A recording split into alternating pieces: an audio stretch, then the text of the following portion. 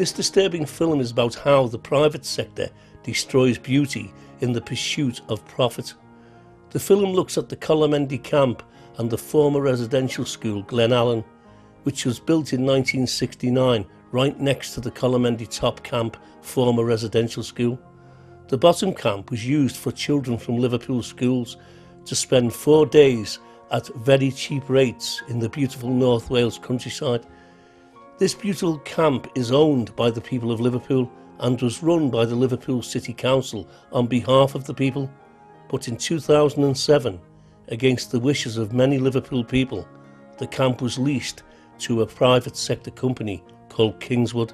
A public sector property is owned by you because you are a member of the public. Local government, which means the Liverpool City Council, manage the property on your behalf. But in 2007, a handful of councillors at the Liverpool City Council, who were voted in by you, decided to lease the Colomendy camp to a private sector company, who have demolished half of it and let its once beautiful farm fall into ruin. In effect, the Liverpool City Council simply gave the 130-acre site to the private sector company, Kingswood, and walked away from it. It is normally a common procedure for landlords to annually check their properties, especially large properties like Colomendy, but the Liverpool City Council never bothered. Putting conspiracy theories to one side here, what you must ask yourself is, why was this allowed to happen? Let's see if we can answer this question.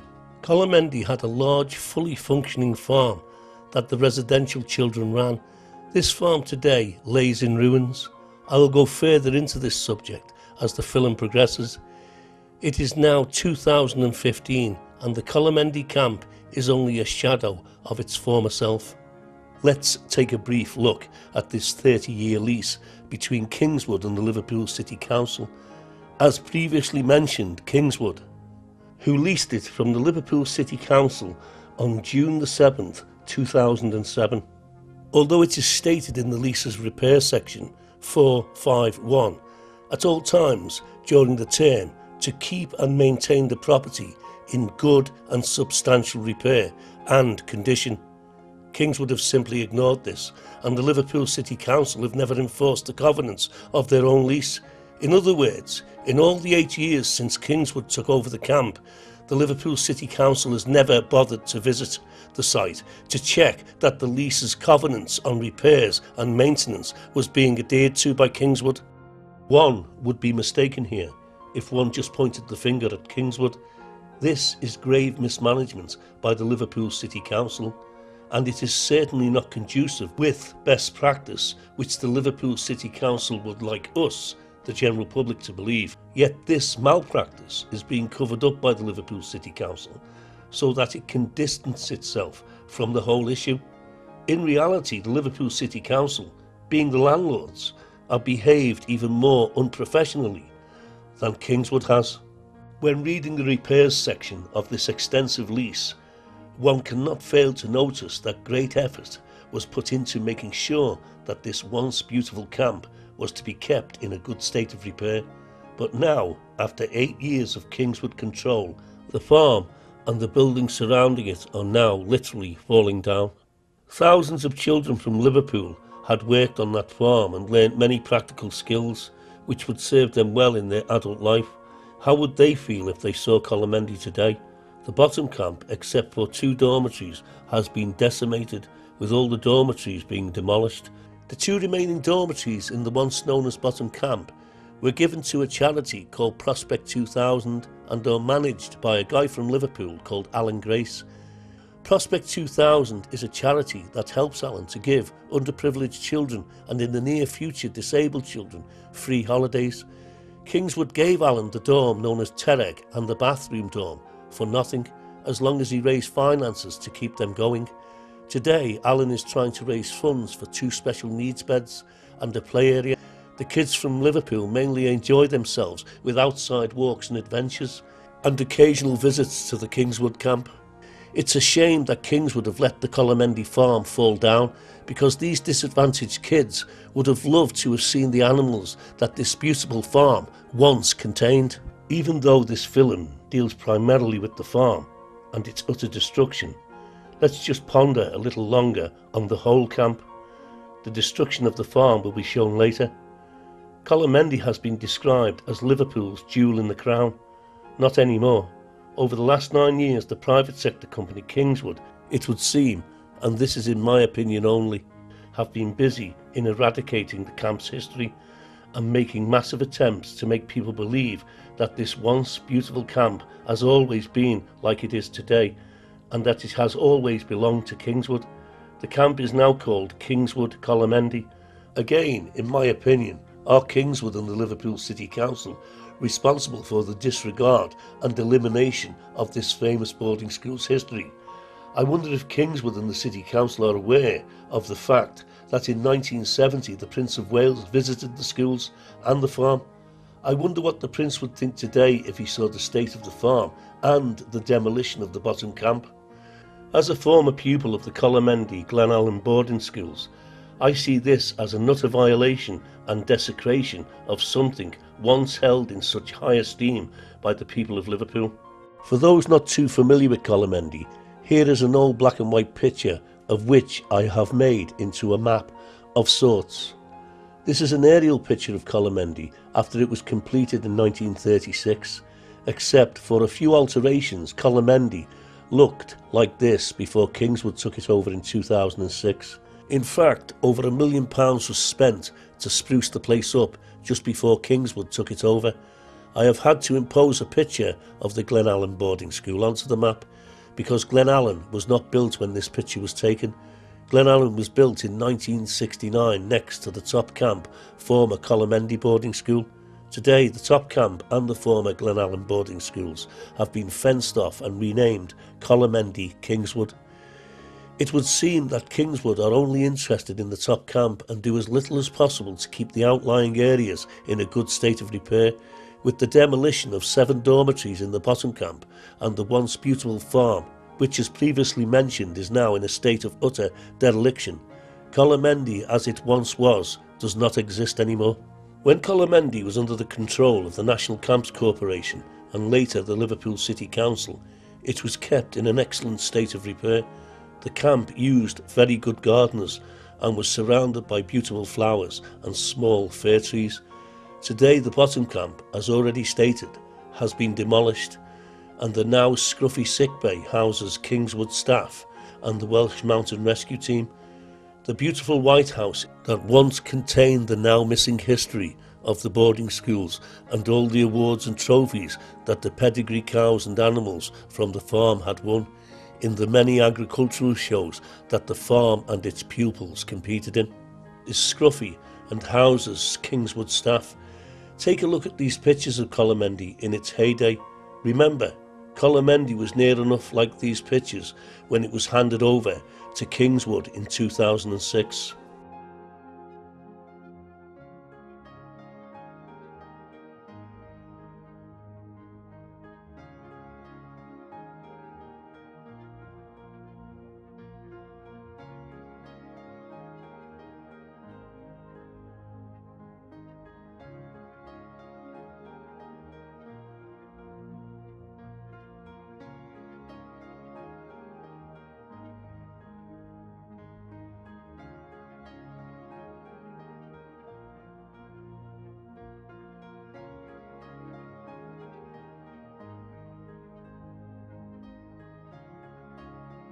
The Top Camp, which contains the former boarding school Colomendy and the swimming pool, is still there, but the swimming pool hasn't been used for years because there is a hole in it.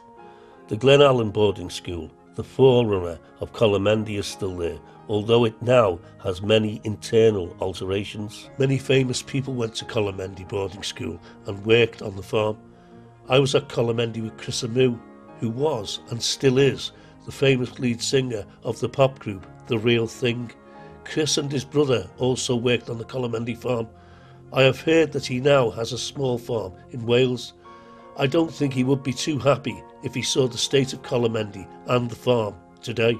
From the age of 12 to 15, I was a pupil at Colomendy boarding school for boys and girls. As everyone in Liverpool knows, Colomendy is situated in a place in North Wales called Loggerheads and was built only a mile or so away from a beautiful mountain called Movama. This mountain is so big that on a fine day it can be seen even from Liverpool. What can I say about Colomendy? This idyllic boarding school was tucked away in a beautiful part of North Wales called Loggerheads. To reach Loggerheads from Liverpool by car or public transport, one has to go through the Mersey Tunnel to a place called Birkenhead. Beyond Birkenhead lie the seaside towns of the Wirral Peninsula, and beyond them is the charming countryside of North Wales. This beautiful part of the country is also a place within the past many of Liverpool's socially excluded and disadvantaged children found sanctuary. Colomendy is one of those places that every now and then a hand of fate reaches out to create. The camp was built in 1938 by the National Camps Corporation, primarily because of the threat of war, and at the time it was one of many built throughout England and Wales. Some believe that Colomendy was one of the most scenic of all the camps. I am unique in as much as I spent half of my time in Colomendy boarding school and the other half in the new Glenallen School, which was built in 1968 to 69. I was one of the first students to enter the Glenallen School. The closest town to Colomendy boarding school was Mould. You have to pass through Mould on the way to Loggerheads, and it was at Mould's cattle market that Jim Kane, the history and agricultural studies teacher, purchased the first animals for the Colomendy farm back in 1956. Jim Kane was the farm manager from 1956 to 1983 when he retired. Jim's son, Simon Kane, took over the running of the farm until it closed in 1994. The Colomendy School farm was something rather special. The farm itself was a major business concern and the children did all the work. As already stated, the farm development started in 1956 through the hard work, enthusiasm and insight of a teacher called Mr. Kane. Mr. Kane was in turn supported and encouraged by our shrewd and discerning headmaster called Jack Appleton. Words can never explain the positive influence this man had on my life. Mr. Kane was a teacher who would take on anything. The word impossible was not in his vocabulary. Nothing was impossible in the eyes of Mr. Kane. Mr. Kane was, as well as being tenacious and irrepressible, an inspiration to everyone he met. Many people referred to him as a superman, a man who could literally do anything and in an expert manner. If the school farm was in need of something, Mr. Kane would get it, and if he could not get it, he would build it. I remember on one occasion when we needed a large wagon to take animals to one of the many agricultural shows or festivals that the school attended. Mr. Kane bought an old bread van, and in the course of a couple of days, along with the help of the children, turned it into a fully functioning animal transporter. The Colomendy farm animals won many awards at these shows. I remember in the summer months how the children who were picked to exhibit the animals at the shows could be seen walking with the small Jersey cows around the Colomendy estate.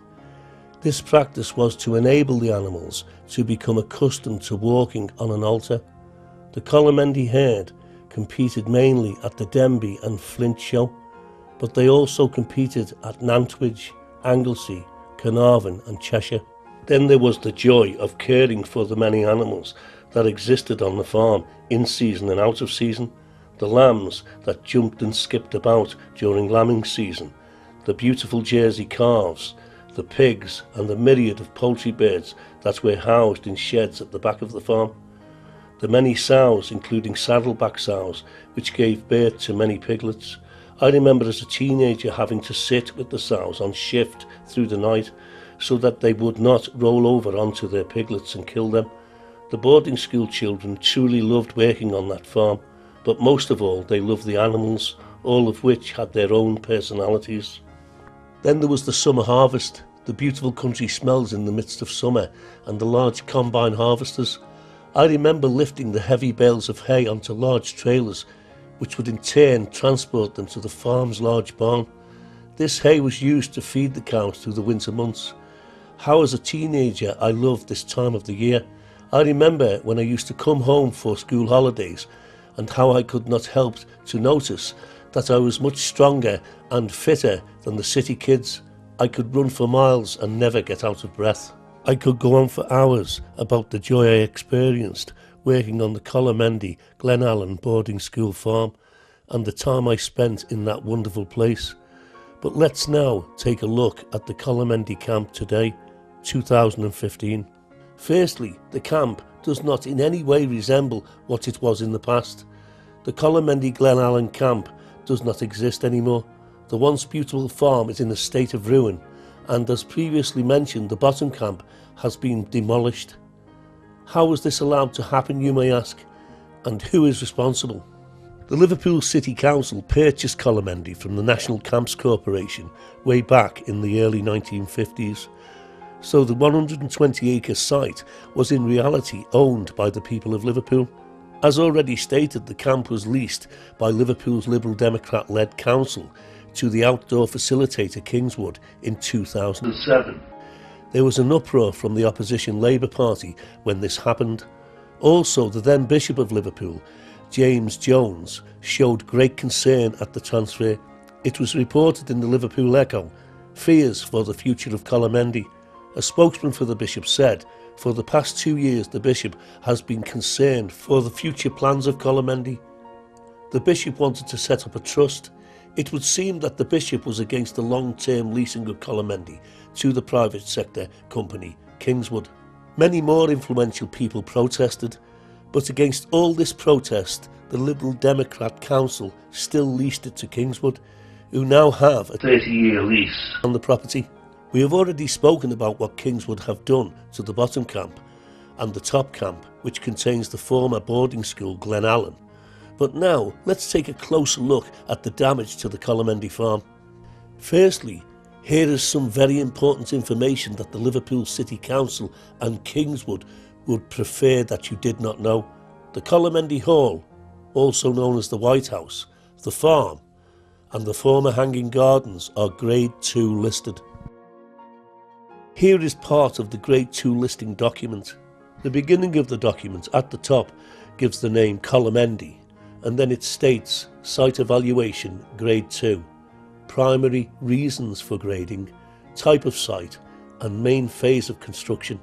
The Grade 2 document further states Primary Reasons for Grading: small late 18th and 19th century park and garden with picturesque woodland walks, rockwork tunnel, walled gardens and fine views to Movama Mountain. But the most important thing here is the famous artist Richard Wilson spent the last year of his life there. Let's take a look at the issue of the walled gardens and the fine views of the Movama mountain range. Look, it doesn't take an expert to see that this site is very valuable, especially to builders. The former walled gardens is at the immediate rear of the farm, and as well as overlooking the Movama mountain, it also has a panoramic view of the whole Allen Valley and the Clwydian Range. In my opinion, could this site be earmarked for demolition so that expensive luxury country homes can be built there, primarily for the rich? Again, in my opinion, could this be why the Grade 2 listed farm buildings and the hanging gardens have been allowed to fall into a state of dereliction? Is there a conspiracy here to demolish this Grade 2 listed site? The Grade 2 document gives a site description of the Colomendy Hall or house. Colomendy is a substantial house of 18th century or earlier origin, situated on rising ground to the east of the Allen Valley and the Clwydian Range. Movama is a prominent landmark from the grounds. The house faces west and is approached by a sweeping drive from the south. It was rebuilt as a Regency villa in 1810-11, and the document goes on to describe the hall. The Grade 2 document states about the farm: the main operational farm buildings lie to the north of the stables on the west side of the back drive. Here there is a complex of mainly stone buildings of 18th and 19th century date. They include an interesting barn with tall brick pillars standing on U-shaped stone bases. Let's take a closer look at what the document describes as the main operational farm buildings. which is already stated are part of the Grade 2 site. The ship on where the cows were milked is now derelict with no roof. The pigsties where the award-winning sows were kept are now in a state of ruin, and the dairy where the milk was pasteurised lays in ruins, with the expensive stainless steel pasteurising equipment strewn all over the building. The main farmyard is also in a state of dilapidation. The building where the Jersey calves were reared is in a state of near dereliction, with part of the rear roof missing. The famous farm barn is now in a state of near dereliction, with the U-shaped stone bases crumbling apart. The slates on the front roof of the barn have started to come off, so it won't be long before the front of the barn roof starts to fall in. In this particular case, the farm hay barn is Grade 2 listed, and all the other farm buildings are built into the barn, which makes them integral to the barn. The farm and the walled gardens were built at the immediate rear of the impressive Grade 2 listed Colomendy home. The buildings that are built into the hay barn are known as curtilage buildings, which means they are built into a Grade 2 listed building, so therefore they are integral to the Grade 2 listed building, and in as much are Grade 2 listed themselves. Recently, on the 10th of May 2015, there was a very tame sanitised article in the Liverpool Echo titled "Falling Apart." Farmhouse remembered by thousands of Colomendy visitors falls into disrepair. Firstly, it wasn't a farmhouse, it was a series of Grade 2 listed farm buildings. I gave the Liverpool Echo all the pictures for this article and told them about the Grade 2 listing of the farm. For some reason, they decided not to report the Grade 2 listing issue. The whole purpose of this documentary is to prove to you how Kingswood committed a serious breach of lease, and how the landlords, the Liverpool City Council, committed maladministration by not visiting the camp annually to check that these buildings in question were being looked after properly and according to the covenants of the lease. We have had many emails from the Liverpool City Council and the Denbigh County Council. Here is an email in which the officer concerned with the Colomendy issue admits that Kingswood have breached their lease. Before we start, the 30-year lease was signed on the 7th of June 2007. We have a copy of the lease, but for obvious reasons we cannot cover all the covenants within the lease concerning repairs, because it would simply take too long, but we can cover some of the most relevant of them. How much rent do you think Kingswood pay the Liverpool City Council for this massive 130-acre site? The nominal sum of just £1,000 per week, and even though Kingswood signed the lease and took over the site in 2007, they didn't have to pay any rent until 2014, because it says on the lease, rent commencement date 2014.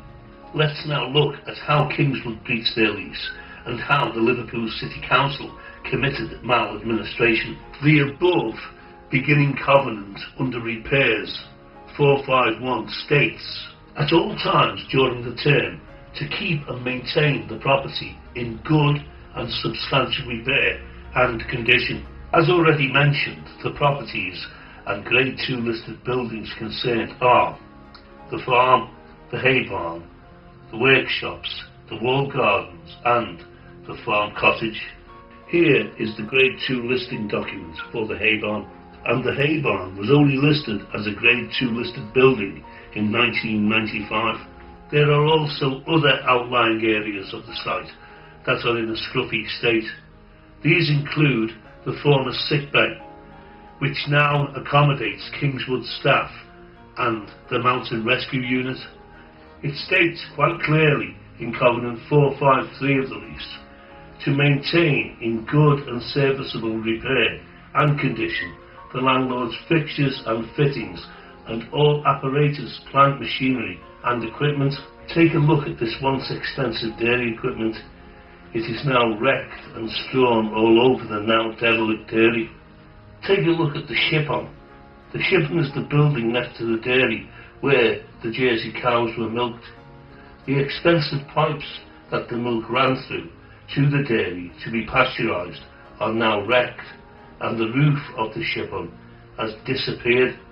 And now, because the rain just simply pours into the building, the floors are covered in a thick layer of green moss. Let me reiterate once again, all of these buildings were in a decent state of repair when the site was leased to Kingswood in 2007. The film you see here was taken at the beginning of 2015.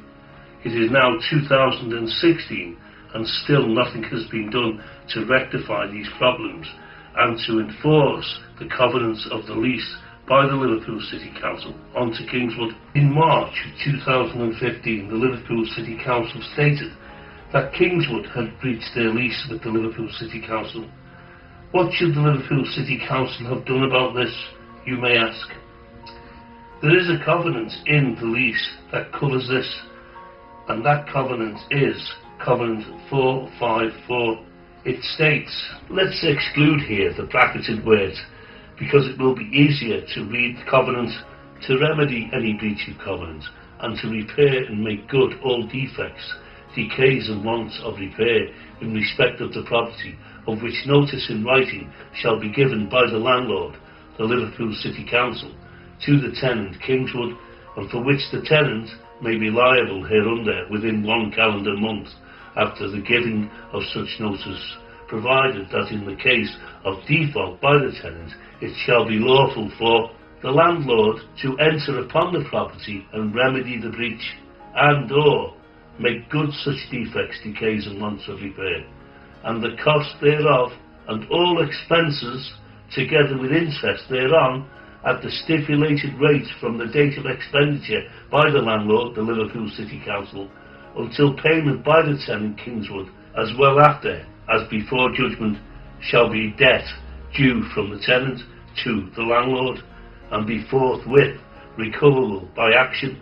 This means that Kingswood will have to pay the council after repairs have been done, and if they don't pay the council for the damage to these buildings, then the council can take them to court and recover the money by court action. So, in other words, if Kingswood don't pay the council to put this breach right, the Liverpool City Council can take them to court to recover the money. What have the Liverpool City Council done about this covenant? Well, as far as we know, nothing. And remember, the council have known about this now for 14 months and have still not enforced any of the covenants onto Kingswood. Just before we finish here, let's be clear on this. It states in Covenant 454 that as soon as a breach of lease concerning repairs has been identified, the Liverpool City Council should, in 1 calendar month, start work to put the breach right. And as stated, the Liverpool City Council have done nothing.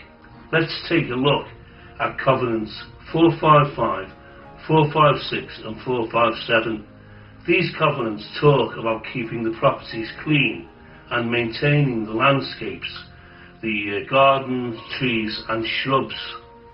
Covenant 455 states to keep the property clean and in a neat and tidy condition, and to keep all rubbish and waste in enclosed receptacles on the property or where the landlord directs, and to empty the same at least once a week.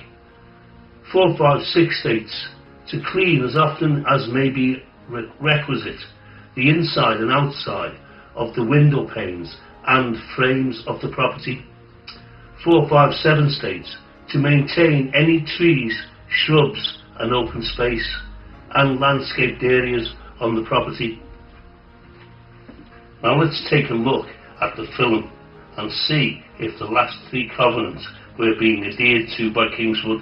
Does this look to you like Kingswood was adhering to the last 3 covenants?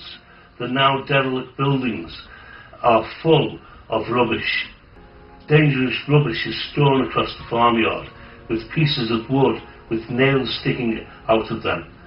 Old farm trailers with the wheels just lying there, and the wheel hubs have now rusted.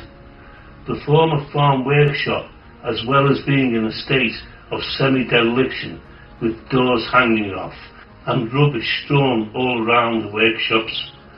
Look at the once beautiful wall gardens with the walls now falling down. There are old tyres and large pieces of wood with nails sticking out of them, and an old container box stuck right in the middle of the site. Kingswood have now moved the rubbish, but the buildings still remain in a state of semi-dereliction. Remember, it has taken 8 years for these properties to fall into such a state of dilapidation, and for all the rubbish to accumulate as it has. Here is a view of the walled gardens from the public pathway, and as can be seen, even though Kingswood have moved rubbish from within the farmyard and the walled gardens, the container is still there, stuck in the middle of the walled gardens. Take a look at this view of the Allen Valley and the Clwyddian Range, with the mountain Movama right in the middle of it. Is it any wonder that people now are thinking that the Liverpool City Council want to demolish this farm site so as to build expensive houses on this beautiful plateau? According to the lease, the farm buildings and cottage are called the excluded premises. As already mentioned, the Grade 2 listed barn, which is joined physically to most of the other buildings, thus making those buildings curtilage buildings, which means that they are Grade 2 listed as well, has been left to fall into dereliction, and this could be a criminal offence. In some circumstances, a breach of repairs on Grade 2 listed buildings can be a criminal offence. The law states assets. The law contains a number of criminal offences aimed at protecting historic buildings and sites, and at ensuring the appropriate consents are sought when necessary.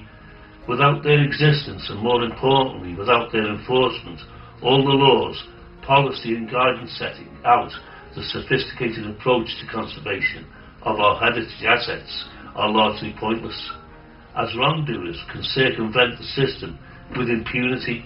In short, if the police, CPS, local authorities and Historic England do not enforce the law, there is no effective heritage protection in England. When Kingswood found out that we had this film, they immediately rang the police in Ruthin, who in turn dutifully rang us and told us that we had committed trespass. We told them that trespass was not a criminal offence. They then accused us of committing criminal damage to one of the empty derelict buildings. We asked who the witnesses were, because there was no one there when we were filming. In the end, they decided to drop the charges, as long as we promised not to go onto the site again. They even sent us an email to confirm this. The government agency in Wales which deals with historic assets is known as CADW, and although in the early stages they were very helpful, they too decided to do nothing, and they state on their website about CADW. CADW is the Welsh Government's Historic Environment Service, working for an accessible and well-protected historic environment for Wales. We conserve Wales's heritage. We help people understand and care about their history. We help sustain the distinctive character of Wales. CADW is a Welsh word meaning to keep or to protect. Although CADW have spoken to the Denbigh County Council about the issue of the Colomendy Farm Grade 2 listed site, they, like the Denbigh County Council and the Liverpool City Council, have decided to back off. Covenant 458 covers the excluded buildings. I will read this to you now. Covenant 458, which covers the excluded premises, states, notwithstanding the provisions of this clause 4.5, the tenant shall not be obliged to keep and maintain the excluded premises in any better condition than the condition of the excluded premises as at the date of this lease, as is evidenced by the schedules of conditions.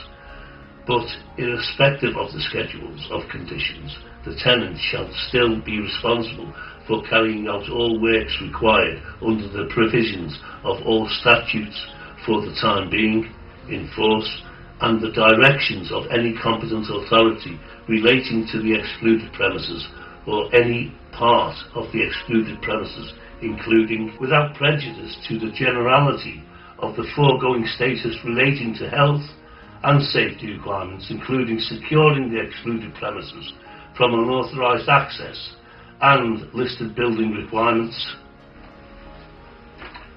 What does the latter jargon mean? It means that Kingswood would have to maintain the excluded premises, i.e. the farm and the Grade 2 listed barn, and keep them in the same state of repair as they were in when Kingswood took over the camp in 2007. As we now know, Kingswood and the Liverpool City Council failed in this task. As previously mentioned, the Liverpool City Council spent £1 million sprucing up the site before Kingswood took it over, and some of that money was spent on the excluded buildings, as well as reiterating on waste in Covenant 497 not to commit any waste upon the property. The lease also states in Covenant 498, if the property is continually unoccupied for more than 1 month, to provide security and caretaking arrangements to afford the property reasonable protection against vandalism, theft or unlawful occupation. Not only did Kingswood ignore the latter covenant concerning security and protection against vandalism, they even admitted this to the Echo journalist who, despite knowing the truth, decided to write a totally incredible sanitised version of the truth. Kingswood stated in his Echo article, but the adjoining farmhouse is no longer seen by children visiting Colomendy and has fallen into a state of disrepair. Kingswood suggests vandals may be to blame for some of the damage. So Kingswood actually shot themselves in the foot there and admitted that they never had any security on these excluded premises or a caretaker. Look, it is quite obvious even to the most casual observer. When Labour took over the council in 2010, the lease was probably buried somewhere, and the Kingswood camp management had probably never even seen the lease. Is it any wonder that the landlords, the Liverpool City Council, have never visited the camp in the capacity of landlords to check annually that these covenants concerning repairs were being properly adhered to? This surely proves that councils are incompetent. The Liverpool City Council have committed wanted maladministration here, and the private sector company, Kingswood, have committed a serious breach of lease, and both of them have simply got away with it. It beggars belief. You may ask, who knows about this travesty? Well, the Welsh Historic Society know about it. They sent me this letter which in effect is telling me to get lost. The Ombudsman knew about it and sent me this get lost letter which concluded with, final decision, the Ombudsman will not investigate as Mr Y has not been caused any significant injustice by the alleged council's fault. Now the Ombudsman is obsessed with secrecy. This is why they refer to me in their letter as Y. The Ombudsman is not fit for purpose and was set up to make it look like they defend the general public against council maladministration, when in reality they protect the councils from the general public. The Liverpool Echo knows about it but won't print a proper story concerning the issue. Radio City's Pete Price knows about it. I spoke to him on his nighttime chat show. His producer wheeled in a friend of Kingswood who constantly interrupted me and sang praises to Kingswood. When I tried to speak to them again about the issue, they didn't want to know.